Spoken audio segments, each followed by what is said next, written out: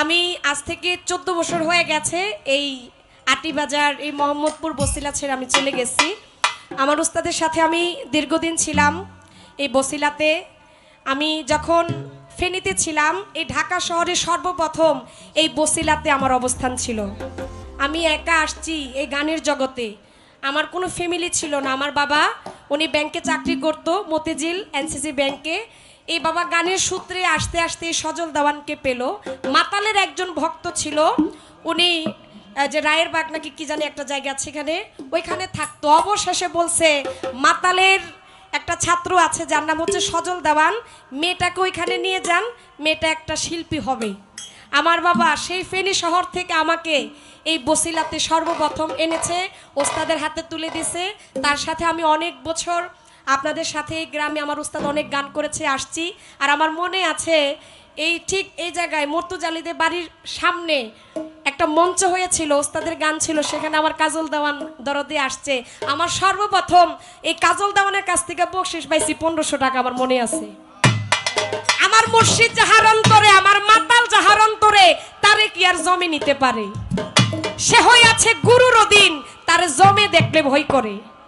এই জীবনে সর্বপ্রথম এই 1500 টাকা আমি কাজল দেওয়ানের কাছ থেকে বকশিস পাইছি। কিন্তু এখন বিয়া দিয়া লাইছে তো, মানে মাইয়ার যে দায়িত্ব এটা শেষ, এই জন্য গাই, কিন্তু বাবাই আমার আর কিছু দেয় না। আজকে তো আরো দিব না, কারণ হাই পুরুষ পালা পাইছে। দিব দিব দিব। তো যাক বাবা, আপনাদের দোয়া চাই, আশীর্বাদ করবেন। আর আমার কোনো কথাই যদি কষ্ট পান আমাকে ক্ষমা করে দিবেন। আজকে ল্যাংটা বাবার নামে আসছি, এই জন্যই বলছি দীর্ঘদিন যেহেতু আসি না, আমি অনেক গান হয়তো বুঝতেও পারবো না কি গাইলে আপনাদের ভালো লাগবে, তাই আপনারা আমাদেরকে একটু বলে দিবেন, আমাকে ওইভাবে গান করব। ধন্যবাদ সবাইকে।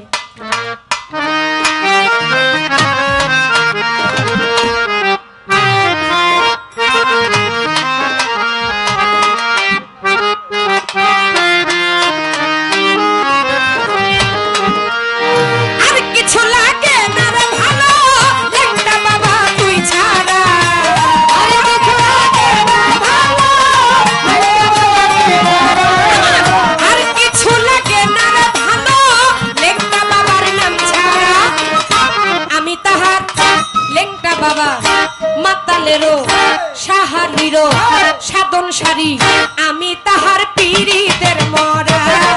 ওরে যাই না কি করবি তোরালো, শুই না কি করবি তোরা, লেংটা বাবার পীড়িতের মরা।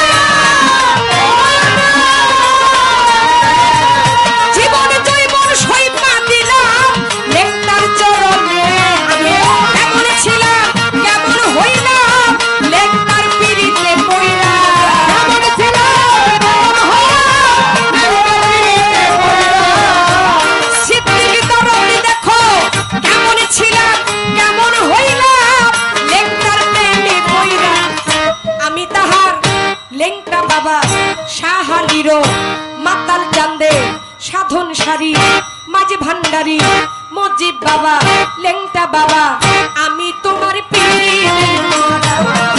ওরে যাই না কি করবি তোরা, শুই না কি করবি তোরা, লেংটা বাবার পীড়িতের মরা।